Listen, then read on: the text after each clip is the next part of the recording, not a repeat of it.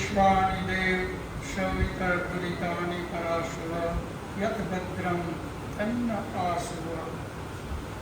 हे परम पिता परमात्मा, हे दयालु, मारी अंदर रहेला दुर्गुण व्यसन आ बधाने माराथी ओछो दूर करी दे, जेनाथी मारू कल्याण थाय, जेनाथी मारी आत्मिक उन्नति थाय, एवा गुणोथी तू मने भरी दे।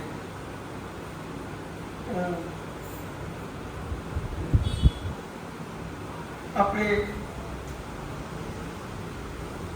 વેદ અને વેદ સંલગ્ન ગ્રંથો એના વિશે છેલ્લા 5 સેશનમાં વાત કરી. આજે આપણા વેદ પ્રચાર માટેનું યા તો વેદ ગ્રંથોની વાતો માટેનું આ 6થું સેશન છે, જેમાં આપણે વેદ, એના 4 ઋષિમુનિ, એના ચારે ચારના અલગ અલગ વિષય સબ્જેક્ટ, એ ચારે ચાર વેદના મંત્રોની સંખ્યા, ચારે ચાર વેદના ઉપવેદ, ચારે વેદના બ્રાહ્મણ ગ્રંથો, વેદના 6 અંગ, એના 6 ઉપાંગ અને 11 ઉપનિષદ. આના વિશે આપણે વાતો કરી અને આ માહિતી, આ જ્ઞાન, નાની નાની પુસ્તિકાઓ ત્યાં ટેબલ ઉપર પણ રાખેલી છે લાલ કલરની, એમાં આ બધું જ લખેલું છે, એટલે હવે આપણે એને રિપીટ નહીં કરીએ. ત્યાંથી આગળ ચાલીને આપણે કારણ અને કાર્ય એની વાત કરી, એને આજે ફરી પાછા આપણે રિપીટ કરી લઈએ. કારણ કોને કહેવાય અને કાર્ય કોને કહેવાય, કોને યાદ રહ્યું છે જરા વાત કરશું. કારણ અને કાર્ય, આ શબ્દો હું તમને ચોખવટ કરું, આ શું કામે આપણે આ બધા શબ્દોથી પરિચિત થવું છે. જો વેદનું અધ્યયન કરવું હોય તો વેદમાં જે શબ્દો આવે છે એનાથી આપણે પરિચિત થવું પડશે. જો વૈદિક શબ્દોથી આપણે પરિચિત નહીં હોઈએ અને એ ગ્રંથને વાંચશું અથવા એ ગ્રંથના વિશે કોઈ વિદ્વાન પાસે સાંભળવા જશું તો આપણને એમાં સમજાશે નહીં અને પરિણામે રુચિ નહીં આવે. તો આ બધા શબ્દોનું જ્ઞાન હોવું જોઈએ. ઉપરાંત એક સરળતાથી આપણે વિચારીએ કે ભાઈ મારું જીવન તો એકદમ સરળ, હું જીવન જીવું છું, હું કોઈનું ગુરુ કંઈ કરતો નથી કે કરતી નથી, કોઈના વિશે હું ખરાબ બોલતો નથી કે બોલતી નથી, જે મારું સરળ જીવન છે એ રીતે હું જીવું છું, તો પછી આ બાકીના જ્ઞાનની જરૂર શું? આવો એક પ્રશ્ન આપણને આવે. આ બધા શાસ્ત્રોની આપણે જરૂર શું છે? તો આપણા વિદ્વાનો અને સ્વયં ઈશ્વર વેદમાં એમ કહે છે કે જેને મોક્ષ સુધીની યાત્રામાં આગળ વધવું હોય તો માત્ર સરળ જીવનથી એ યાત્રામાં આગળ નહીં વધે. એના માટે તો જ્ઞાનની યાત્રામાં આગળ વધવું જ પડશે. અને એટલા માટે એક શબ્દ, એક સૂત્ર આપ્યું, જ્ઞાનેન મુક્તિ. મુક્તિ છે એ માત્ર જ્ઞાન દ્વારા જ થશે. મુક્તિ માટે બીજો કોઈ વિકલ્પ નથી. આપણા આટલા મહાન ઋષિમુનિઓ થયા, પતંજલિ, કપિલ, કણાદ, ગૌતમ, જૈમિની, વ્યાસ, આ બધા જ ઋષિઓએ એક જ સૂરમાં આ વાતને સાથ કર્યો કે જ્ઞાન સિવાય મુક્તિ શક્ય નથી.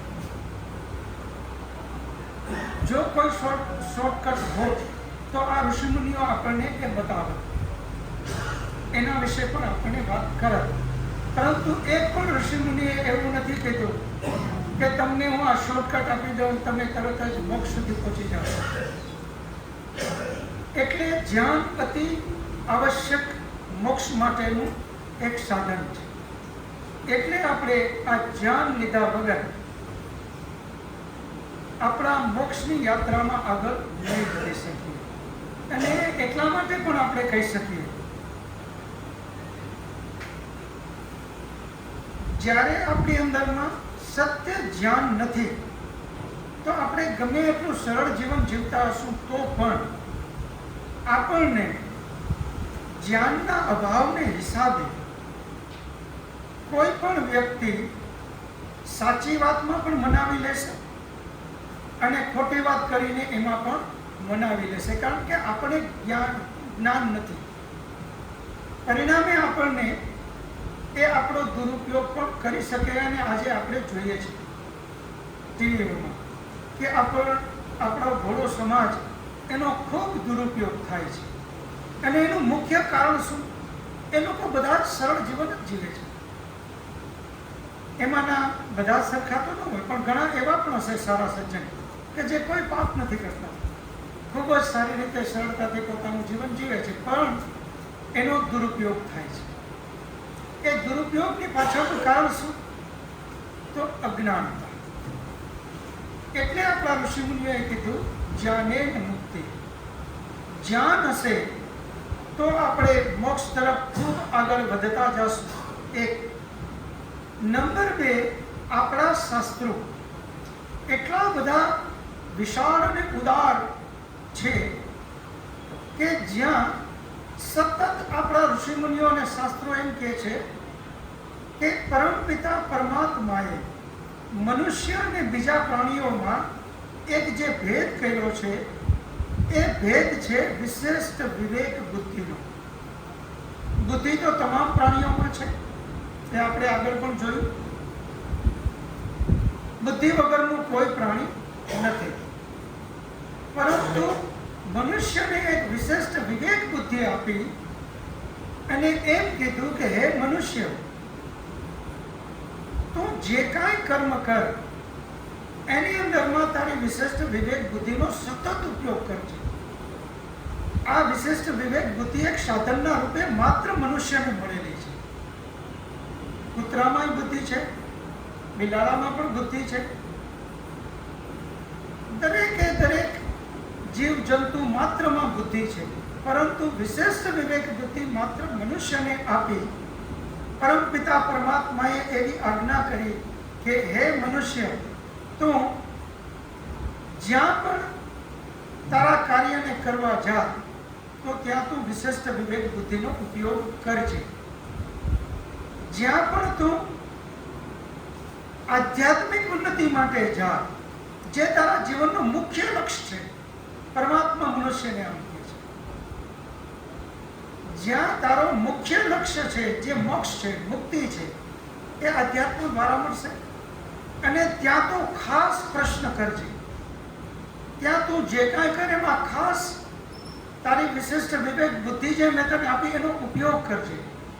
પરંતુ આપણી આજે વિડંબના એ છે કે આપણે બાકીના બધા જ કામમાં, વ્યવહારિક, સામાજિક, આર્થિક, જ્યાં કંઈ પણ કામ કરીએ છીએ, રાજકીય, બધે જ બુદ્ધિનો પૂરેપૂરો ઉપયોગ કરીએ છીએ.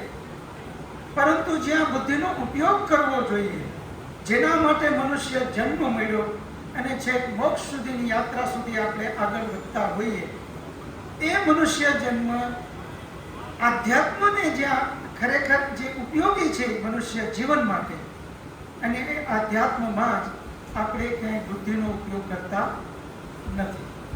જેમ કે એક બેન અથવા ભાઈ પોતાની ઓફિસ અથવા ઘરને સાફ કરે અને કચરો ભેગો થાય, એને આપણે એમ કહીએ કે આ જલની અંદરમાં પધરાયો, તો તરત જ પ્રશ્ન કરશે. એક બેન અથવા ભાઈ આપણને શું જવાબ આપશે કે ભાઈ આ તો કચરો છે, આને જલમાં પધરાવીને પ્રદૂષણ ન કરાય. એ જ વ્યક્તિને આધ્યાત્મના નામે ધર્મના નામે આપણે કંઈ પણ એક પૂજન કરાવીએ, એની અંદરમાં અબીલ, દલાલ, કંકુ, ચોખા, આજે આપણે બધા જ જાણીએ કે કેમિકલનું બને છે, ફૂલ, ઘણી બધી વસ્તુઓને એક બાલટીએ કચરો ભેગો થાય, આપણે એમને કહીએ કે આ જલમાં પધરાયા, એક ક્ષણ પણ વિચાર નહીં કરે અને સીધા જઈ અને જલમાં પધરાવી દેશે. અને જો એને એમ કહેવામાં આવે કે જલમાં પધરાવીને પાછું વાળીને જોવાનું નહીં, ગમે તે થઈ જશે કે પાછું વાળી નહીં. આ આપણી કેટલી બધી માનસિકતા ગલત દિશામાં ઢળાવી દીધેલી છે. આની અંદરમાં આપણો દોષ નથી, આપણને બધાને ઇન્ટરેસ્ટ છે, એટલે જ આજે આપણે બધા આપણા આટલા બધા કામ છોડી અને આજે અહીંયા આવ્યા છે. તો એની અંદરમાં અહીંયાથી જે કાંઈ મળે એ લઈને તમે જવાના છો. આ દશા આપણી જે થઈ છે, બધા જ વિદ્વાનો ખોટા નથી, બધા જ ઋષિમુનિઓ ખોટા નથી. ખરેખર તો એ શબ્દ જેના માટે વાપરીએ એ ખોટા હોય જ, પરંતુ સાંપ્રત સમયમાં બહુ વિચાર કરીને શબ્દ બોલવો પડે. એની અંદરમાં આવા લોકો જેણે પોતાનું લેબલ લગાવીને પણ ખોટા કામ થાય છે. તો એવી જગ્યાએ આપણે આપણી બુદ્ધિનો, વિશિષ્ટ વિવેક બુદ્ધિનો ઉપયોગ કરવાનો છે. અને એ વિશિષ્ટ વિવેક બુદ્ધિનો ઉપયોગ આજે આપણે બધા અહીંયા ખાસ કરશું. કાર્ય અને કારણની જે હું વાત કરતો હતો, એની અંદરમાં મુખ્ય આ વિષય મેં એટલા માટે લીધો કે આ બધું જ આપણે જાણવું એટલા માટે જરૂરી છે કે પરમપિતા પરમાત્માએ આપણને વિશિષ્ટ વિવેક બુદ્ધિ આપી છે. એના દ્વારા જળ યાની પ્રકૃતિ, જીવાત્મા અને પરમાત્મા આ બધાને ખૂબ ગહનતાથી જાણવું પડશે. અને એને જાણ્યા સિવાય મોક્ષ શક્ય નથી. એ આપણા બધા જ વિદ્વાનોએ વાત કરી છે. એટલા માટે આપણે આ કારણ, કાર્ય, ઉપાદાન કારણ, નિમિત્ત કારણ, સાધારણ કારણ, આ બધા શબ્દોથી પરિચિત થવું પડશે અને એનું જ્ઞાન આપણે લેવું પડશે. સામાન્ય રીતે આપણે વિચારીએ કે ભાઈ હું બહુ સરળ જીવન જીવું છું, તો આ બધું કરવાની શું જરૂર? એ સરળ જીવન માત્ર આ જન્મ પૂરતું તો ઠીક છે, આપણું સરસ રીતે જન્મ જીવા અને ઉંમર પૂરી થશે એટલે મૃત્યુ. પરંતુ પરમાત્માએ મનુષ્ય જન્મ માત્ર જ એટલા માટે નથી આપ્યો કે આપણે એક સરળ જીવન જીવી અને છેલ્લે મૃત્યુ પામી જાય, નહીં. પરમાત્માએ મનુષ્ય જન્મ એટલે આપ્યો છે કે તમે, હે મનુષ્ય, તમે બધા આત્મિક ઉન્નતિ કરો, જ્ઞાનના ઉચ્ચ લેવલ સુધી પહોંચો અને છેક મોક્ષ સુધીના દ્વાર સુધી પહોંચો અને અંતમાં મોક્ષ મેળવો. એટલા માટે મનુષ્ય જન્મ છે. અને એટલા માટે હું આ ચોખવટ કરું છું કે આ બધી વસ્તુ આપણે જાણવી પડશે. કારણ, કાર્ય, આગળ જેટલા બધા શબ્દો આવશે એ બધા શબ્દો, અને એ બધું જાણીને અને છેલ્લે આપણે મોક્ષ સુધી પહોંચવું છે. એક ઉદાહરણ આપું, પછી વાતની શરૂઆત કરું. એક સરસ મજાની લેટેસ્ટ ગાડી છે, આમાં ઘણા બધા એમાં ફ્યુચર્સ આપી દીધા. એક કોઈ અજાણ ડ્રાઈવરને એમાં બેસાડી દીધો.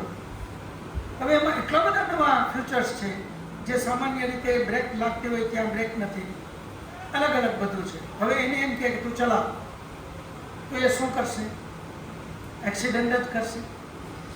એને એના વિશે પૂરેપૂરું જાણવું પડશે જો એને કંટ્રોલ કરવો છે તો. ઘોડે સવારી કરવી છે, ઘોડાના બધા જ ગુણ જાણવા પડશે, નહીતર એક્સિડન્ટ વગર બચી નહીં શકીએ આપણે. એ જ રીતે જો વેદ જાણવા છે ને મોક્ષ સુધી પહોંચવું છે તો આ બધી જ વસ્તુનું જ્ઞાન લેવું પડશે. સામાન્ય માણસની જેમ અહીંયા આપણે વિચારશું નહીં કે હું તો સામાન્ય જીવન જીવું છું અને એટલું પર્યાપ્ત છે. એ પર્યાપ્ત નથી. એટલે હવે આપણે આપણી મૂળ વાત ઉપર ફરી પાછા આવીએ. કારણ અને કાર્ય. એક ઉદાહરણથી ફરી પાછું, આ ઘડિયાળ છે એ કાર્ય છે. આ ઘડિયાળ છે એ શું છે? કાર્ય છે. આનું કારણ શું? તો આ જે મટીરિયલમાંથી બન્યું એ એનું કારણ છે.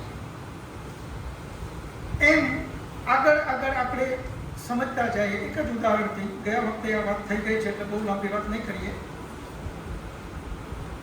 રોટલી. રોટલી એ કારણ, લોટ કાર્ય. સોરી, ઉલટું બોલ્યું. રોટલી એ કાર્ય અને લોટ કારણ. હવે લોટ છે એ શેમાંથી બન્યો? ઘઉંમાંથી, બાજરામાંથી. તો જ્યારે લોટ એ કાર્ય અને ઘઉં અને બાજરો કારણ. ઘઉં અને બાજરો શેમાંથી આવ્યા? તો ડુંડામાંથી, એના છોડમાંથી. તો એવી વખતે ઘઉં અથવા બાજરો કાર્ય અને એના ડુંડા કારણ. આમ આગળ આગળ આગળ આપણે જઈએ તો જે બનેલું છે એ કાર્ય અને જેમાંથી બન્યું છે એ કારણ. તો જળમાં 3 વસ્તુ, સત્વ, રજ અને તમ, એમાંથી જ આ બધું બન્યું છે. એટલે મૂળ એ કારણ છે. છેલ્લે સુધી આવી જાય તો આ બધું જે કંઈ નરી આંખે દેખાય છે એ વસ્તુ એ શેમાંથી બન્યું? તો પંચ મહાભૂતમાંથી. તો આ નરી આંખે દેખાય છે બધું કાર્ય અને જેમાંથી બન્યું એ કારણ. પંચ મહાભૂત શેમાંથી બન્યા? 5 તન્માત્રામાંથી. પંચ મહાભૂત કાર્ય, તન્માત્રા કારણ. તન્માત્રા શેમાંથી બની? અહંકારમાંથી. તન્માત્રા કાર્ય, અહંકાર કારણ. અહંકાર શેમાંથી બન્યો? મહતત્વમાંથી. તો અહંકાર કાર્ય, મહતત્વ કારણ. મહતત્વ શેમાંથી બન્યો? તો પ્રકૃતિમાંથી. તો અહંકાર એ કાર્ય અને પ્રકૃતિ કારણ. એક શબ્દમાં આપણે પ્રકૃતિ બોલીએ છીએ, પણ પ્રકૃતિ શબ્દ જ્યારે આપણે બોલીએ ત્યારે આ દેખાય એ પ્રકૃતિ નહીં, પણ આ જે સૂક્ષ્મમાં સૂક્ષ્મ મૂળ પ્રકૃતિની જે વાત કરીએ છીએ, સત્વ ગુણ, રજોગુણ અને તમોગુણ, આ મૂળ પ્રકૃતિ. હવે અહીંયા એક પ્રશ્ન એ આવે, 5 મહાભૂતને આપણે બધા જાણીએ છીએ. 5 મહાભૂતના નામ બોલો જોઈએ કે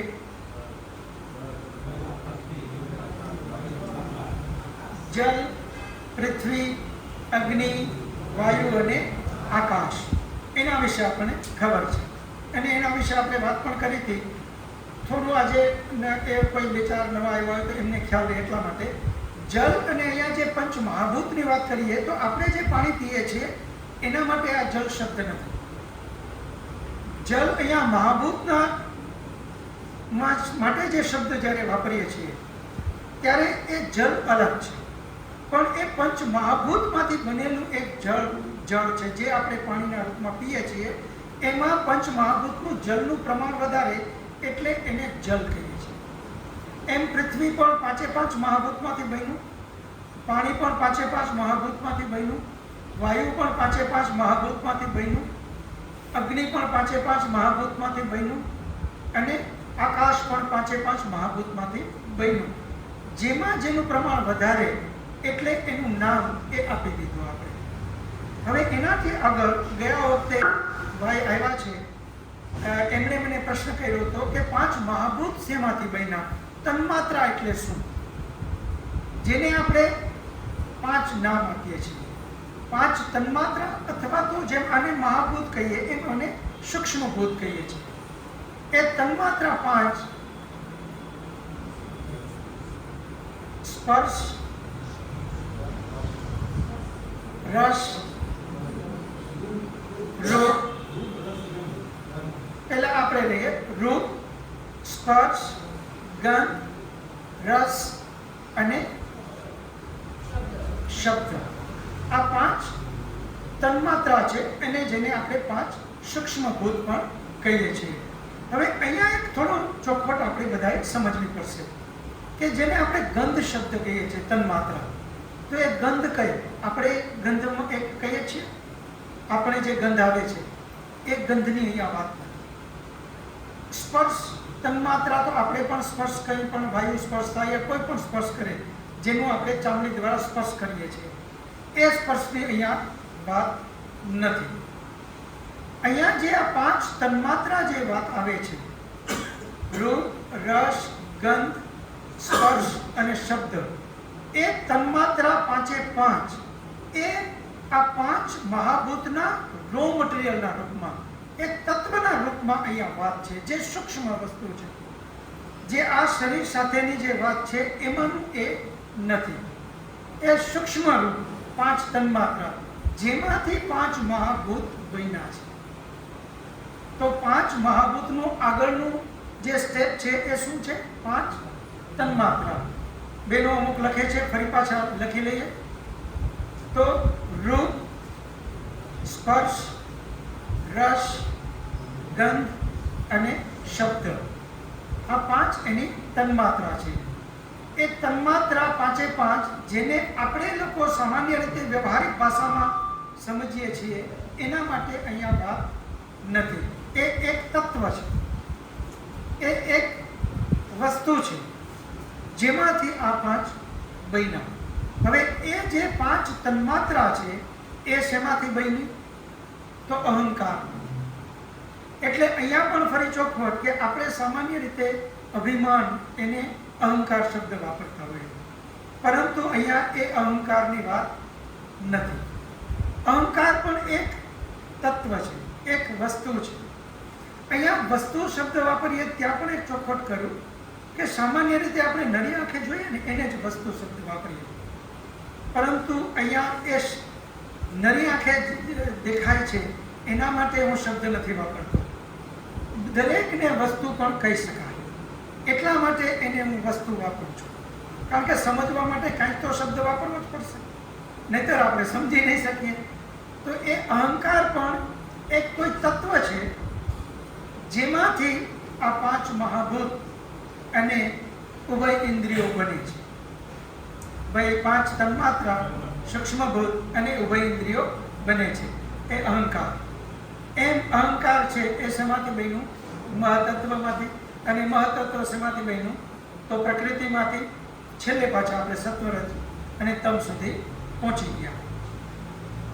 છેક સત્વરજ અને તમ ત્યાંથી લઈ અને 5 મહાભૂત સુધી જે કાંઈ બન્યું છે એ બનાવ્યું સ્વયં પરમપિતા પરમાત્માએ. કારણ કે ત્યાં મનુષ્ય તો હતા જ નહીં. જ્યાં સુધી 5 મહાભૂતના લેવલ સુધી ના પહોંચે ત્યાં સુધી તો કોઈ જીવ સૃષ્ટિ હતી જ નહીં, એટલે બીજાએ કોઈ બનાવવાનો તો પ્રશ્ન જ નથી. તો એ માત્ર બનાવ્યું કોને? પરમાત્માએ. તો પરમાત્મા જ્યાં બનાવે છે તો પરમાત્મા સર્વશક્તિમાન હોવાથી એને કોઈ સાધનની જરૂર નથી. એ સાધન વગર જ બનાવે છે, કારણ કે એ સર્વશક્તિમાન છે. તો ત્યાં માત્ર 2 વસ્તુ આવશે, એક ઉપાદાન કારણ અને એક નિમિત્ત કારણ. તો મહતત્વ જે બન્યું એ મહતત્વ સત્વરજ અને તમમાંથી બન્યું. તો સત્વરજ અને તમ એનું ઉપાદાન કારણ, મહતત્વનું ઉપાદાન કારણ શું? પ્રકૃતિ, યાની સત્વરજ અને તમ. અને એનું નિમિત્ત કારણ તો સ્વયં ઈશ્વર. હવે સત્વરજ અને તમમાંથી અહંકાર બન્યો, તો અહંકારનું ઉપાદાન કારણ મહતત્વ અને નિમિત્ત કારણ ઈશ્વર.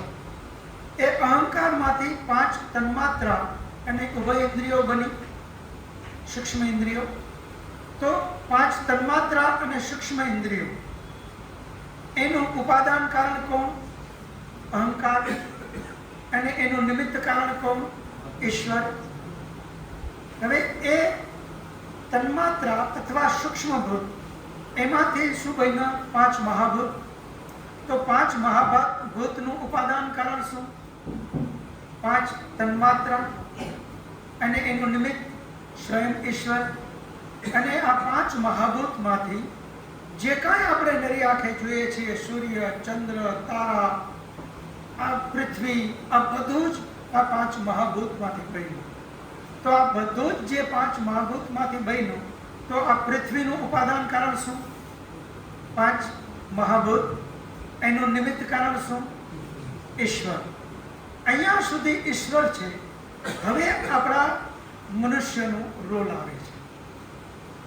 જે 5 મહાભૂત પરમાત્માએ બનાવી અને આપણને આપી દીધા, એમાંથી હવે જે આપણે વસ્તુઓ આપણી સામે જે જોઈએ છે, ઇવન આ ભવન, તો આ ભવને મનુષ્યો દ્વારા બન્યું છે. આ ભવનની અંદરમાં એક મટીરિયલનો ઉપયોગ થયો. શું? ઈંટ, સિમેન્ટ, લોખંડ, ચૂનો, કલર, લાકડું, આ બધું જ બન્યું. પાણી, જે કાંઈ રો મટીરિયલનો ઉપયોગ થયો. તો આ ભવનમાં 3 વસ્તુ લાગુ પડશે. અત્યાર સુધી ઈશ્વરની જે બનાવેલી વસ્તુ હતી ત્યાં 2 વસ્તુ લાગુ પડી. એક નિમિત્ત કારણ અને એક ઉપાદાન કારણ. જેમાંથી બને એને ઉપાદાન કારણ કહેવાય, અને જે બનાવે એને નિમિત્ત કારણ કહેવાય. પરંતુ મનુષ્ય બનાવે તો એમાં ત્રીજી વસ્તુનો એને ઉપયોગ કરવો પડે, સાધન સામગ્રી. કારણ કે મનુષ્ય સર્વશક્તિમાન ન હોવાથી એ પોતાની રીતે બધું જ કરી શકે એવું નથી. જેમ કે ઉપયોગ એટલે શું? તો કે લિફ્ટ. આપણે આ બધી જ્યારે બનાવીએ છીએ ત્યારે એક આપણે લિફ્ટનો ઉપયોગ કરીએ છીએ, જેના દ્વારા બધો સામાન ઉપર લઈ જઈએ આપણે. પછી સિમેન્ટ, રેતી, આ જે કાંઈ બન્યું, તો એક કોઈ ફેક્ટરીની અંદરમાં ત્યાં પણ ઘણા બધા સાધનોનો ઉપયોગ કર્યો આપણે. તો જે સાધનનો ઉપયોગ કર્યો આપણે, જેના ઉપયોગ દ્વારા આ ભવન બન્યું, બન્યા પછી એ પાછું બધું જ લઈ લેવાનું છે. એ આની અંદર છે નહીં. જેમ કે ત્રાપાટેકા, તો ત્રાપાટેકા એ માત્ર બનાવવા પૂરતું છે. ત્યારે જે ટેમ્પરરી એક બધું ઉપર લઈ જાય છે, બારોબારથી એક લિફ્ટ, એમાં ઈંટ લઈ જાય છે, સિમેન્ટ લઈ જાય છે, એ પછી એનો ઉપયોગ નથી, એને પછી હટાવી દીધું. એમ આમાં જે વસ્તુનો ઉપયોગ કરી એ હટી ગઈ, એને સાધારણ કારણ કહેવાય. એને શું કહેવાય? સાધારણ કારણ. તો મનુષ્યકૃત જે કંઈ વસ્તુ બની એમાં 3 વસ્તુ આવશે. એક નિમિત્ત કારણ, એક ઉપાદાન કારણ, અને ત્રીજું સાધારણ કારણ. રોટલી બની. રોટલીનું ઉપાદાન કારણ શું? લોટ. નિમિત્ત કારણ જેને રસોઈ કરી, ભાઈ અથવા બેન જે કોઈ બનાવતા હોય એ એનું નિમિત્ત કારણ. હવે એનું સાધારણ કારણ શું? આટલો, વેણું, તાવીથો, તાવડી, ગેસનો ચૂલો, અગ્નિ, આ બધું જ. આને સરળતાથી સમજવા માટે રોટલી બની ગયા પછી એની અંદરમાં શું વસ્તુ છે એ એનું ઉપાદાન કારણ, અને બની ગયા પછી એમાં નથી અને આપણે ઉપયોગ કર્યો એ એનું સાધારણ કારણ. તો રોટલી બની ગયા પછી એમાં છે શું? તો કે લોટ, તેલ, પાણી, આ બધું એમાં છે. ઘી, આ જે કંઈ છે, રોટલી બની ગયો એનું ઉપાદાન કારણ શું? તો કે જે રો મટીરિયલમાંથી બનીને આજે પણ બન્યા પછી પણ છે, એને ઉપાદાન કારણ કહેવાય. પરંતુ બનાવવામાં માત્ર ઉપયોગમાં આવ્યું, પછી બન્યા પછી એની અંદરમાં એનું તત્વ નથી, તો એ છે સાધારણ કારણ. અને નિમિત્ત કારણ કોણ? એનું બનાવનાર. તો નિમિત્ત માત્ર ચેતન જ હશે. નિમિત્ત કોઈ દિવસ જળ હશે નહીં. આ એક નિયમ આવ્યો કે નિમિત્ત દ્વારા જ જળનો ઉપયોગ થઈ અને નવું કંઈક બની શકે. હવે અહીંયા એક વસ્તુનો સિદ્ધાંતમાં બરાબર સમજી લઈએ કે ગયા વખતે આપણે એવું કીધું કે જે ઉત્પન્ન થાય એનો જ નાશ થાય. જેમ કે આ ભવન આ ઉત્પન્ન થયું, બને 50, 100, 200, 500 વર્ષ પછી આ ભવન ફરી પાછો પડી જશે, ખતમ થઈ જશે, એનો નાશ થઈ જશે. અહીંયા એક વાત આપણે બરાબર સમજી લઈએ કે આ ભવનનો નાશ થવો એનો શું મતલબ? શું આ ભવનની અંદરમાં જે કાંઈ બધી વસ્તુઓ વપરાણી છે એ ખતમ થઈ જશે? ખતમ મતલબ રહેશે જ નહીં. તો બહુ સરસ કોઈ બોલ્યા, રહેશે, પરંતુ એના મૂળ રૂપમાં રૂપાંતરિત થશે. મૂળ રૂપમાં રૂપાંતરિત થશે. એનો આપણે એક સિદ્ધાંતના અર્થમાં શબ્દને સમજવા માટે નાશ કરતા કરતા કરતા પછી આપણે કાંઈ કરી જ ન શકીએ એનું નામ છે વિનાશ. નાશ કરતા કરતા, જેમ કે એક તપેલીની અંદરમાં પાણી લીધું અને એ પાણીને આપણે ઉકાળ્યું, ઉકાળવાની શરૂઆત કરી એટલે એનું બાફ બનવા માંડ્યું. એક સમય એવો આવશે કે એ પાણી બિલકુલ ખલાસ થઈ ગયો છે, યાની એનો વિનાશ થઈ ગયો. પાણીનો વિનાશનો મતલબ એ નથી કે પાણી સાવ ખતમ થઈ ગયું, એ એના મૂળ રૂપમાં રૂપાંતરિત થયું, ખતમ નથી થતું. તો અહીંયા નાશ અથવા તો વિનાશ શબ્દ જે છે એ એનો ખતમ થવા માટે શબ્દ નથી, પરંતુ એના મૂળ રૂપમાં રૂપાંતરિત થવા માટેનો શબ્દ છે. હવે તમે જુઓ કે અહીંયા આપણે આ જે કાંઈ શરીરમાં બધું જે કાંઈ બન્યું છે એ શેમાંથી બન્યું? તો 5 મહાભૂતમાં. જ્યારે આપણે શબ્દ પણ વાપરીએ છીએ, અગ્નિ સંસ્કાર કરીએ ત્યારે આપણે એક શબ્દ વાપરીએ કે પંચ મહાભૂતમાંથી બનેલું શરીર પંચ મહાભૂતમાં વિલીન થઈ ગયું. આ વિલીન શબ્દ, એ વિલીન જે શબ્દ છે એ પૂર્ણ સાચો શબ્દ છે. ડિસ્ટ્રોય આપણે જે કહીએ છીએ, યાની એને ખતમ કરી નાખવું, એ ખતમનો મતલબ જ વિલીનીકરણ છે, એના મૂળ રૂપમાં વિલીન થવું. તો એ જે 5 મહાભૂતમાં વિલીન થયું, હવે જ્યારે એ પંચ મહાભૂત પાછો આગળ જતા કેમાં વિલીન થશે? 5 સૂક્ષ્મભૂત યાની તન્માત્રામાં. એમ એ 5 તન્માત્રા અથવા તો સૂક્ષ્મભૂત કેમાં વિલીન થશે? અહંકારમાં. એ અહંકાર કેમાં વિલીન થશે? મહતત્વમાં. અને મહતત્વ કેમાં વિલીન થશે? પ્રકૃતિમાં. અને પ્રકૃતિ કેમાં વિલીન થશે? સત્વ, રજ અને તમ. આ મૂળ જે 3 તત્વ આવી ગયા, સત્વ, રજ અને તમ, આપણો વેદ સ્વયં ઈશ્વર એમ કહે છે કે આ સત્વ, રજ અને તમ કોઈ દિવસ કોઈમાં વિલીન થતા નથી. યાની એનો કોઈની સાથે આ પછી જ્યારે પોતાના એકલા રૂપમાં આવી ગયા પછી હવે એને કોઈ વસ્તુનું અસર થતી નથી. યાની કે એ અનાદિ અને અનંત છે, એનો ક્યારે નાશ થતો નથી. તો વેદ ત્રૈતવાદમાં માને છે, જેમ દ્વૈતવાદ, અદ્વૈતવાદ, આવા બધા જે અલગ અલગ થિયોરી જે એક અધ્યાત્મમાં ચાલે છે, એમ વેદ સ્વયં ઈશ્વર કયા વાદને માને છે? ત્રૈતવાદનો. ત્રૈતવાદનો મતલબ શું? દ્વૈતવાદનો, અદ્વૈતવાદનો મતલબ શું? દ્વૈતવાદમાં એવું પ્રતિપાદન કરીએ છીએ આપણે કે ઈશ્વર અને આત્મા જ છે.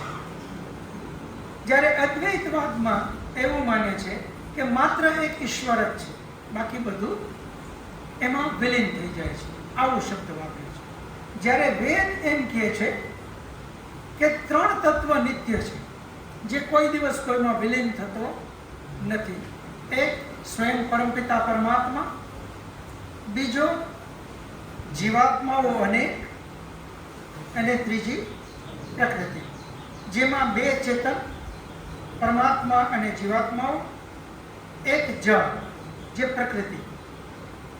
તો આ જે 3 તત્વની નિત્ય માયના છે, એમાં આપણે આ જળ વિશે અત્યાર સુધી બરાબર સમજશું, જેથી કરીને એમનો પ્રશ્ન પણ અહીંયા રેકોર્ડિંગમાં આવી જાય. પૂછીએ આપણે પ્રશ્ન ખાસ પૂછજો. તમને ખ્યાલ હોય તોય પૂછજો અને ન ખ્યાલ હોય તો પણ પૂછજો.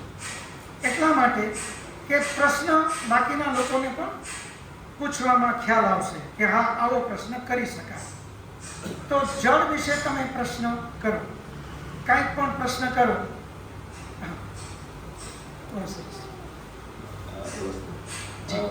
તમારું નામ પણ બોલજો. મારું નામ આચાર્ય મેહુલભાઈ. જી. આપે કીધું કે એક મહાભૂતમાં પૃથ્વીમાં બધા મહાભૂત છે. જી. તો કેવી રીતે છે અને કેટલા રેશિયોમાં છે? હવે બહુ સરસ પ્રશ્ન, બહુ સારો પ્રશ્ન. એની અંદરનો જે રેશિયો છે એ રેશિયાની એટલી તો ખબર પડે છે આપ કે જેમ કે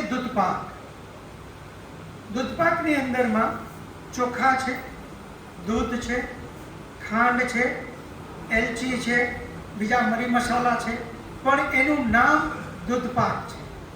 એટલે દૂધનું પ્રમાણ એમાં બધા કરતાં વધારે છે, એટલે એનું નામ રાખ્યું છે દૂધપાક.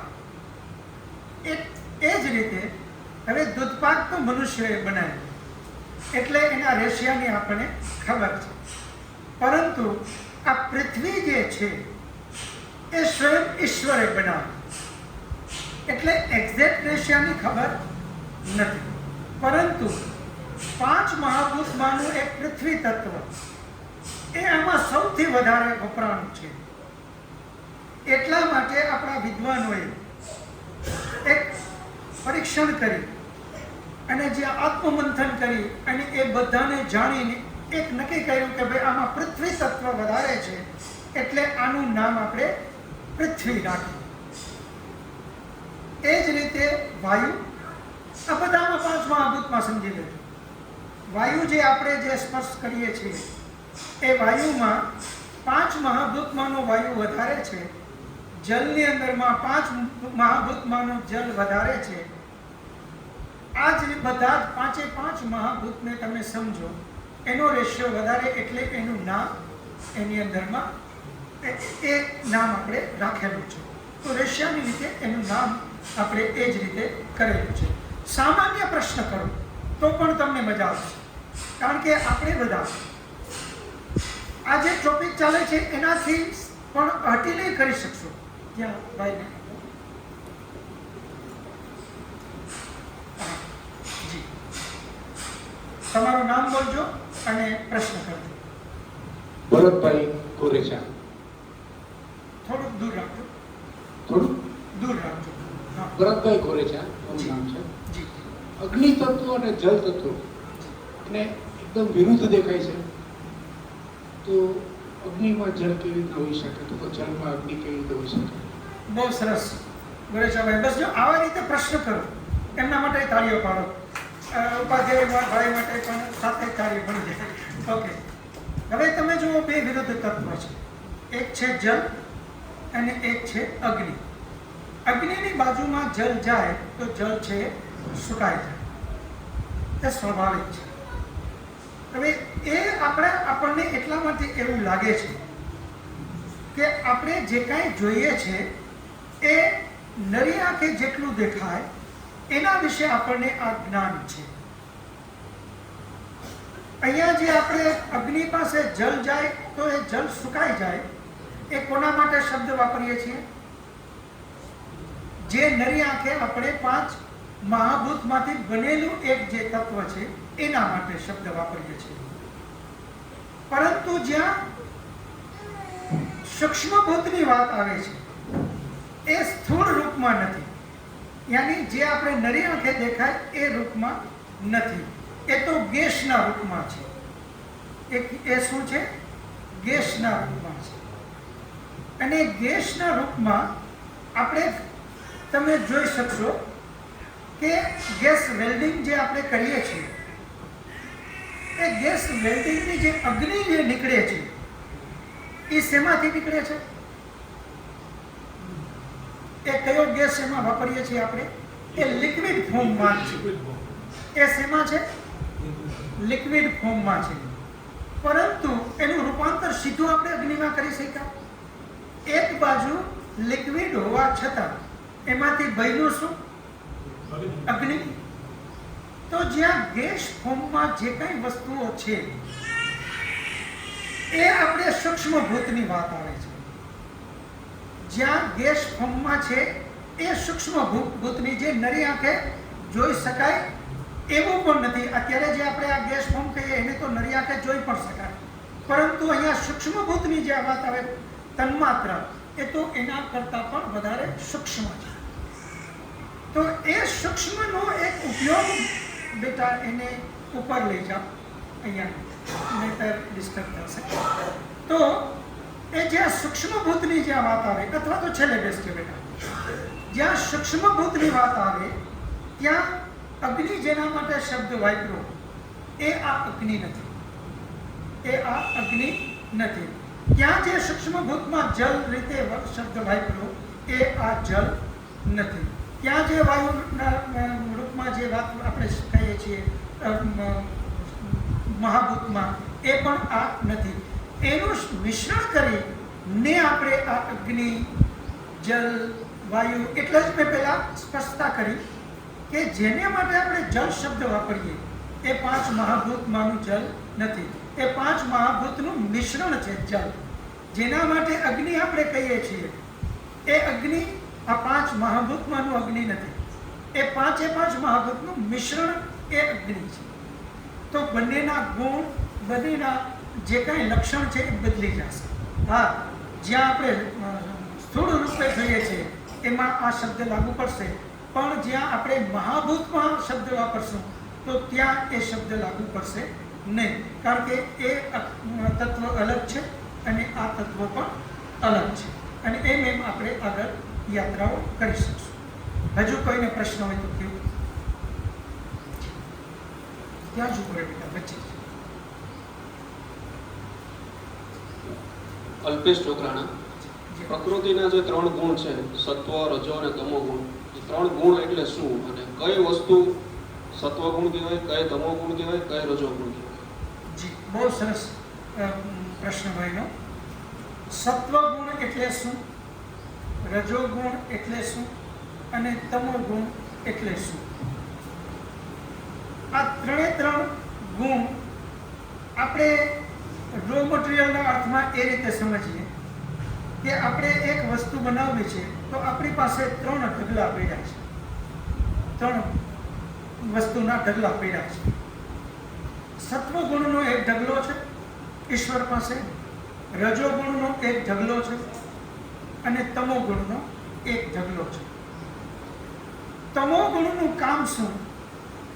તો જે કોઈ વસ્તુને સ્થિર કરવી એક ગુણ કોનો? તો કે તમો ગુણ. રજોગુણનું કામ શું?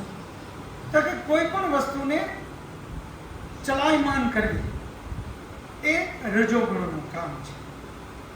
અને તમોગુણનું કામ, સત્વગુણનું કામ શું?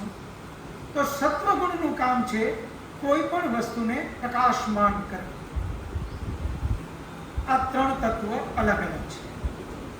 હવે આ ત્રણેય તત્વ પાંચ મહાભૂતમાં જો ન હોય તો જેમ કે આપણું શરીર, તો આ શરીર જે છે એની અંદરમાં લોહી ચાલે છે, સતત ભ્રમણ કરે છે, નહીતર કોઈ જીવ જીવી શકે નહીં. તો આ જે ભ્રમણ કરે છે, સતત લોહી ચાલતું રહે છે, એ કયા તત્વનું વધારે ને વધારે એના ઉપર ઇફેક્ટ છે? તો એ છે રજોગુણ. રજોગુણને હિસાબે આ બધું જ સતત અહીંયા જે કાંઈ ક્રિયાશીલ છે પૂરું બ્રહ્માંડ, એમાં પૃથ્વી પણ ચાલે છે, સૂર્ય પણ ચાલે છે, ચંદ્ર પણ ચાલે છે. તમે જે કાંઈ જુઓ એમાં આપણો વેદનો એક મંત્ર છે, ઈશાવશમ ઇદમ સર્વમ યત ક્વીમ ચ જગત્યામ જગત. આ જગતમાં જે કાંઈ દેખાય છે, આ જગત શબ્દ જગત્યામ ઉપર થયેલો, એ બધું જ ગતિમાન છે. જગત્યામ એટલે શું? ગતિમાન. આ જે કાંઈ યત્ક્વીમ ચ, જે કાંઈ તમે જોવો છો, આ બધું જ ગતિમાન છે. અને એ ગતિમાન કોના હિસાબે છે? તો એ સત્વગુણના, ભાઈ રજોગુણના હિસાબે. આ કામ કોના હિસાબે છે? રજોગુણ. હવે માની લો કે આ શરીરમાં માત્ર રજોગુણ જ હોય તો આ શરીરનું બંધારણ શક્ય જ ન બને. એટલે આ શરીરને એક બંધારણ બાંધવા માટે કયા ગુણની જરૂર છે? તમો ગુણની. તો તમો ગુણ વગર આ શરીર પણ નહીં ચાલે. અને એ જ રીતે આની અંદરમાં એક સત્વગુણની જરૂર છે, જે ગુણ દ્વારા આપણે બધું જ જાણી શકીએ છીએ. જે ગુણ દ્વારા આપણે બધું જ, પ્રકાશ એટલે શું? જ્ઞાન. જ્ઞાનને પણ પ્રકાશ કીધો. આ બધાનો અલગ અલગ રોલ છે આ શરીરમાં. પરંતુ 3 વસ્તુમાંથી આજના સાયન્સમાં પણ તમે જોશો, ઇલેક્ટ્રોન, ન્યુટ્રોન અને પ્રોટોન, એમાંથી તો આ કેટલું બધું બની ગયું છે. મૂળ કેટલા? 3. તો એ 3 માંથી જ આટલું બધું જો અલગ અલગ ભેળસેળ કરતા જાય અને અલગ અલગ જો આપણે પણ બનાવી શકતા હોઈએ, તો આ તો સ્વયં પરમાત્મા. એણે આ સત્વ, રજ અને તમ એને મિક્સ કર્યા. હજી એની પાસે સત્વ, રજ ને તમના ઢગલા તો પડ્યા છે. એમાંથી જે મહતત્વ બનાવ્યું પહેલું, એને અલગ કર્યું. મહતત્વમાંથી થોડાકને વળી પાછું એમાં ઓછા વસ્તુઓનું નાખ્યું અને એક અહંકાર નામનું તત્વ બનાવ્યું. અહંકારમાંથી વળી પાછો એક ટુકડો જુદો કર્યો. એની અંદરમાં થોડુંક વળી પાછું મહનું પ્રમાણ ઓછા વસ્તુ કર્યું. આગળ સત્વર તમના ઢગલા પડ્યા, એમાંથી થોડું પ્રમાણ ઓછા હોતા કરી અને નાખ્યું. એટલે વળી પાછું આગળનું તત્વ બનાવ્યું. એમ કરતા 5 મહાભૂત સુધી આપણે પહોંચ્યા. અને એ 5 મહાભૂતમાંથી આ બધું જ એમણે બનાવ્યું. તો એનો ઉપયોગ પણ છે અને એ 3 તત્વ નિત્ય છે. એ કોઈ દિવસ એનો નાશ થતો નથી. આજનું સાયન્સ પણ તમે જુઓ, આજના સાયન્સના સાયન્ટિસ્ટોએ પણ એક સૂત્ર આપ્યું, matter can not produce nor destroy. એનો અર્થ શું છે? એ સ્વયં આ વેદની જ વાત કરે છે. મેટર કોઈ દિવસ ઉત્પન્ન કરી જ ન શકાય અને કોઈ દિવસ એનો નાશ પણ શક્ય નથી. ડિસ્ટ્રોય પણ કરી ન શકાય. એનો મતલબ શું? કે મેટર યાની જે એનર્જી, જેના માટે આપણે શબ્દ વાપરીએ છીએ, એ એનર્જી નિત્ય છે. અને એ એનર્જી કઈ? સત્વ, રજ અને તમ. એને સમજવા માટે આજે આ સૂર્યનો ગોળો, સૂર્ય શું છે? ધગતો ગોળો. એની અંદરમાં અગ્નિ નીકળવાની એક એનર્જી પરમાત્માએ ભરી દીધી. આ સત્વ, રજ અને તમનો ઉપયોગ કરી અને એની અંદરમાં એક એનર્જી ભરી દીધી. સતત એમાંથી ગરમી નીકળે. પરંતુ એનું પણ એક આયુષ્ય છે. એ રોજ જે એનર્જી નીકળે છે એ કેમાં પરિવર્તિત થાય છે? ફરી પાછી એના મૂળ રૂપમાં. આ પૃથ્વી ઉપર જ્યાં આપણે બેઠા છીએ, આ પૃથ્વી પણ શું છે? શેમાંથી બની પૃથ્વી? તો સૂર્યમાં જ બ્લાસ્ટ થઈ અને સૂર્યનો જ આ એક ભાગ છે. એટલે એક દિવસ સમય એવો હતો કે જ્યારે આપણે ધગધગતો ગોળો હતો, પરંતુ સૂર્ય કરતા અનેક ગણો નાનો આ ભાગ છે ગોળો. કેટલા ગણો નાનો છે? તમને કદાચ ખ્યાલ હશે. 8 લાખ ગણો. કેટલા ગણો? 8 લાખ ગણો. પૃથ્વી છે એનાથી સૂર્ય 8 લાખ ગણો મોટો છે. આ નાનો છે એટલે આ ઠંડો થઈ ગયો. આમાંથી એની એનર્જી બધી નીકળતી ગઈ અને એના મૂળ રૂપમાં રૂપાંતરિત થતી ગઈ. તો એનર્જીનો ક્યારે નાશ થતો નથી. આજે પણ આ પૃથ્વીના પેટાળમાંથી લાવા નળ, આપણે લાવા નળ કહીએ છીએ, એકદમ આવો બધો લાવા નીકળો. એ શું છે? લાવા. હજી પણ પેટાળમાં તો ધગધગતો બધો અંગારા પડેલા જ છે. તો પૃથ્વી પણ એક અંગારો હતો. એના ધીમે ધીમે એની એનર્જી ગઈ અને છેલ્લે એના સૂક્ષ્મ રૂપમાં એ વયું ગયું. એ જ રીતે આપણે આ બધાનું સમજવું. જે કાંઈ આપણે જોઈએ છે એનું એક આયુષ્ય છે. વેદની અંદરમાં આપણા આ પૃથ્વીનું આયુષ્ય 4 અબજ વર્ષ કીધું છે. કેટલું કીધું છે? 4 અબજ વર્ષ. અને અત્યારે આપણે આ વેદની દ્રષ્ટિએ આપણે આ પૃથ્વી કેટલા વર્ષ પૂર્ણ કરી લીધા છે? અંદાજે 2 અબજ વર્ષ. તો હજી તો આપણે અડધે જ પહોંચ્યા એટલે આપણે તો કાંઈ ચિંતા કરવાની જરૂર નથી. એક્ઝેક્ટ ફિગર તમને આની પહેલાં મેં કીધો હતો કે આ પૃથ્વીને કેટલા વર્ષથી આ સૃષ્ટિને, તો 1,96,08,53,100 અને આ 25મું વર્ષ ચાલે છે આ સૃષ્ટિને બનેલી. અને એટલા જ વર્ષ વેદને થયા છે. તો પરમપિતા પરમાત્માએ વેદ અને સૃષ્ટિની રચના બંને સાથે જ કરી. શું કામે સાથે કરી? જેમ એક ટીવીનો બનાવનારી મેન્યુફેક્ચરિંગ કંપની ટીવી બનાવે એની સાથે એક બુકલેટ આપે કે કઈ રીતે આનો ઉપયોગ કરવો, નહીંતર આપણે ટીવીનો ઉપયોગ સારી રીતે કરી ના શકીએ. એમ પરમાત્માએ જ્યારે આ સૃષ્ટિ બનાવી તો એને કઈ રીતે ઉપયોગ કરવો એના માટે બુકલેટ બનાવી. અને એ 4 વેદ એ તરત જ આપણને મેન્યુફેક્ચરિંગ યાની જેવું ટીવી આપ્યું ને હારે હારે બુકલેટ આપી, એમ જ જેવી આ સૃષ્ટિ બનાવી અને એની સાથે સાથે 4 વેદ આપણને આપ્યા. હજુ કોઈ પ્રશ્ન હોય તો? પ્રશ્નમાં પણ સમાધાન ન થાય છતાં કોઈ શંકા લે તો પણ ફરી પાછો પ્રશ્ન કરવાની છૂટ છે. ક્યાંય પ્રશ્ન કરવામાં સંકોચ ન કરતા છેલ્લા 35 વર્ષથી જે કાંઈ વિદ્વાનો પાસેથી મળ્યું છે એના દ્વારા હું સમાધાન કરવાનો પ્રયત્ન કરીશ. નહીં સમજાય તો હું તમને ક્લિયર કહીશ કે આનું હું વિદ્વાનો પાસેથી સ્પષ્ટીકરણ લઈ લઈશ અને પછી તમને જવાબ આપીશ. એટલે તમે સંકોચ ન કરતા કંઈ પણ સામાન્યમાં સામાન્ય પ્રશ્ન કરજો. ઘરની અંદરમાં આપણે ઘણી બધી વિધિઓ કરતા હોઈએ છીએ એના માટે પ્રશ્ન કરજો. અત્યારે જે કંઈ ચાલે છે એને રિલેટેડ હોય એવા પણ પ્રશ્ન કરજો. જે કંઈ હોય પ્રશ્ન કરો. પ્રશ્ન તો થવા જોઈએ. બેનો, તમારા તરફથી આજે કોઈ પ્રશ્ન આવ્યો નથી, કરો પ્રશ્ન. કાંઈ પ્રશ્ન ભાઈઓમાંથી ત્યાં સુધી કોઈ કરી લ્યો, ત્યાં બેનો તરત તૈયાર રાખે. જે કાંઈ હોય કેવું.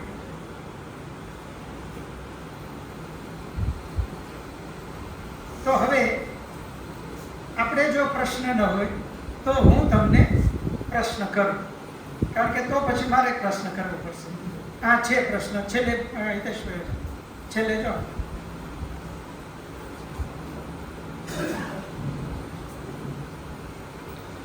વેદોની દ્રષ્ટિએ મનુષ્યનું અંતિમ લક્ષ્ય શું? બહુ સરસ. આપનું નામ પહેલા બોલજો. દિગ્પાલ ખાચર. દિગ્પાલભાઈ ખાચર. બહુ સરસ પ્રશ્ન. જો આ પ્રશ્ન છે કે મનુષ્યનું અંતિમ લક્ષ્ય વેદોની દ્રષ્ટિએ શું છે, તો જેમ મેં હમણાં વાત કરી એમ જેટલા પરમાત્માએ જીવો બનાવ્યા, જળચર, થળચર, સૂક્ષ્મ બધા જીવો, બેક્ટેરિયાથી માંડીને કંઈ પણ લઈ લ્યો, એ બધા જ જીવોમાં એક મનુષ્યને વિશિષ્ટ વિવેક બુદ્ધિ આપી અને એમની પાસે એક વિશિષ્ટ અપેક્ષા રાખી છે. ગીતાજીની અંદરમાં સ્વયં કૃષ્ણ ભગવાને એમ કીધું કે હે આત્મા, ફક્ત મનુષ્ય માટેની આ વાત કરી કે હે આત્મા, તું કર્મ કરવામાં સ્વતંત્ર છો. જેવા કર્મ કરીશ એવું હું તને ફળ આપીશ. તો એ ફળ કોને આપવાની વાત આવી છે? માત્ર કર્મ કરવાનું મનુષ્ય શરીરમાં જ.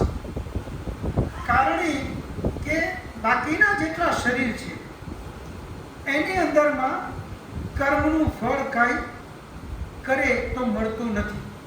જેમ કે કૂતરો, તો કૂતરાના શરીરમાં જે આત્માને પરમાત્માએ મોકલ્યો ત્યાં એણે માત્ર દંડ ભોગવવાનો છે, માત્ર દંડ ભોગવવા માટે મોકલ્યો છે. જે મનુષ્ય શરીરમાં એણે પાપ કર્યા, એ પાપનો દંડ ભોગવવા એને કૂતરો બનાવ્યો. હવે ત્યાં એને બીજું કોઈ કર્મનું ફળ મળશે એવું કંઈ જ નથી. ત્યાં એ કોઈ સારું કર્મ કરે કે ખરાબ કર્મ કરે આવું કંઈ જ નથી. એ નાના જીવને મારી નાખે તો એને પાપ પડે આવું કંઈ જ નથી. કારણ કે પરમાત્માએ જ એને એવો બનાવ્યો. એ કર્મ એના ફિક્સ છે. સિંહ તો એને એવો જ બનાવ્યો હરણને મારવા માટે, તો ત્યાં એના કર્મનું વિપાક નથી. અહીંયા શબ્દ કયો વાપરે દાર્શનિક ભાષામાં? કર્મનો વિપાક થતો નથી. કર્મનો વિપાક માત્ર મનુષ્ય શરીરમાં જ થાય છે. હવે આ એક પ્રશ્ન ખાચરભાઈનો એટલો બધો ગહન પ્રશ્ન છે. આ એક પ્રશ્નને જો આપણે બરાબર સમજી લઈએ તો મનુષ્ય કોઈ દિવસ પાપ ના કરે, કોઈ દિવસ ખોટું ના કરે. મનુષ્યનો જન્મ એટલા માટે થયો છે કે એને પરમાત્માએ વિશિષ્ટ વિવેક બુદ્ધિ આપી, એની સાથે સાથે સારું કર્મ કયું, ખરાબ કર્મ કયું, શું બોલવું, શું ના બોલવું, શું ખાવું, શું ન ખાવું, શું જોવું, શું ન જોવું, શું વાંચવું, શું ન વાંચવું, કેવા વિદ્વાનોને સાંભળવા, કેને ના સાંભળવા, આ બધું જ જ્ઞાન આપી અને એની સાથે આ 4 વેદ આપ્યા. શું આપ્યા? 4 વેદ. અને એ 4 વેદની અંદરમાં આ બધું જ ગહન જ્ઞાન આપ્યું કે હે મનુષ્ય, તને હું આ ગહન જ્ઞાન આપું છું અને એ જ્ઞાનનો ઉપયોગ કરી ને તારે જીવન જીવવાનું છે.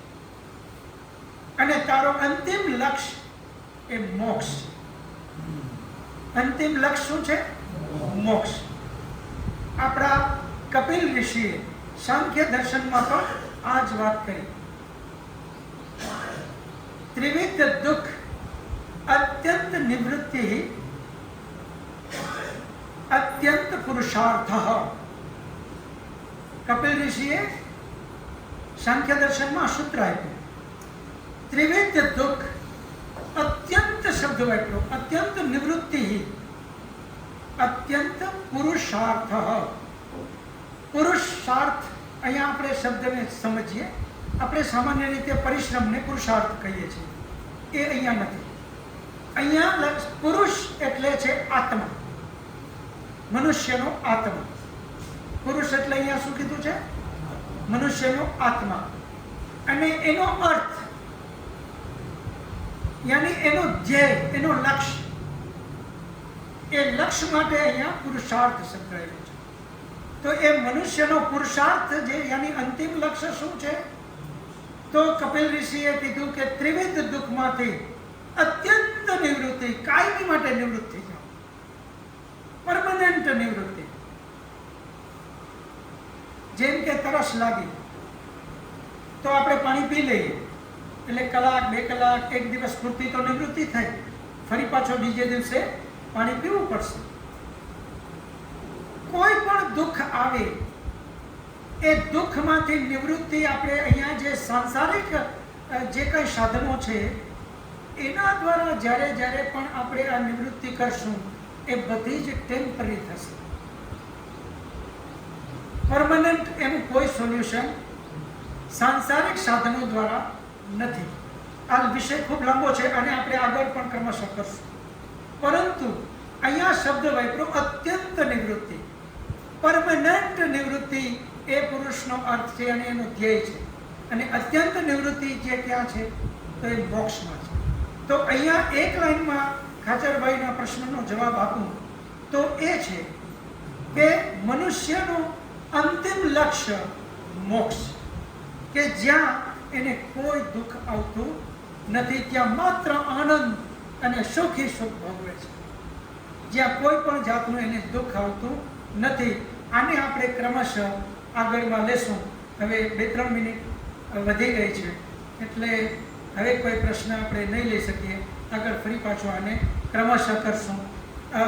શાંતિપાઠ કર્યા પછી આજે જેમ મેં શરૂઆતમાં પણ વાત કરી એમ ભરતભાઈ ગોવા એમણે આજનો પ્રસાદ આઈસ્ક્રીમના રૂપે અહીંયા ઓરિજિનલ ગાયના દૂધનું ઓર્ગેનિક આઈસ્ક્રીમ બનાવીને એ લઈ આવ્યા છે. આપણે બધા એ લઈ અને પછી આપણે જાશું. અને બીજી પણ મારે 1-2 જાહેરાતો કરવી છે, તો આપણે પ્રસાદ લેશું એ દરમિયાનમાં એ જાહેરાતો કરીશું.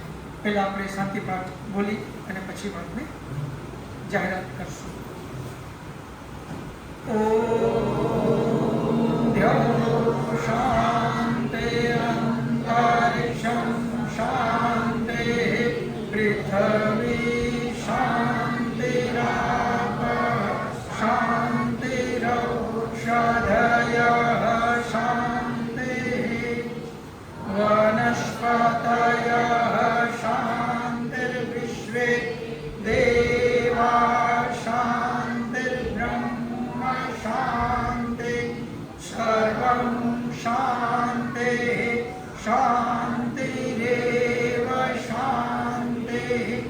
સામા શાંતિરેધિ ઓમ શાંતિ શાંતિ શાંતિ સર્વેભ્યો નમઃ સદગુરુ સાદર નમસ્તે જી. એ હાથ જોડી આપણે એકબીજાને બધાને નમસ્તે કરી લઈશું. નમસ્તે.